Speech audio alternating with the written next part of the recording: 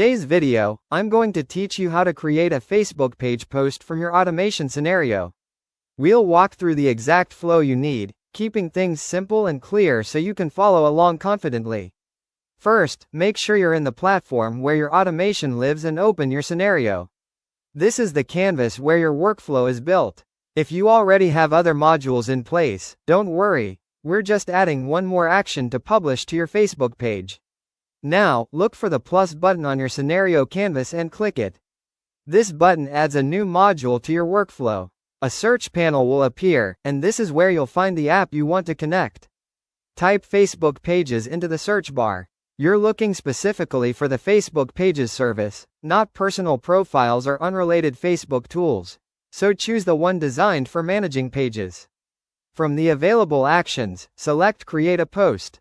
This tells the scenario that the job of this module is to publish content to your page. As soon as you pick it, you'll be prompted to connect your account. Click to add a new connection and sign in to Facebook using your own secure login. Be sure you grant the requested permissions so the platform can post on your behalf, and double check that your Facebook profile has the right role, like admin or editor, on the page you plan to use.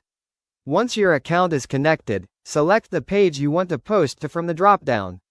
Take a moment here to make sure you've picked the correct page, especially if you manage more than one. With the page selected, add your content. Type the message you want to appear in the post. Keep it clear and concise, and if the module offers fields for links or media, fill those in according to your content plan. Use placeholders or variables from earlier steps in your scenario if you're pulling in dynamic text. When your content looks good, click Save. This saves the module configuration within your scenario so everything is ready to run. It's a good idea to scan your settings one more time to confirm the right page and the right message are selected. To test it, click Run once. The scenario will execute immediately and attempt to create the post on the page you chose. Watch the run to make sure it completes without errors.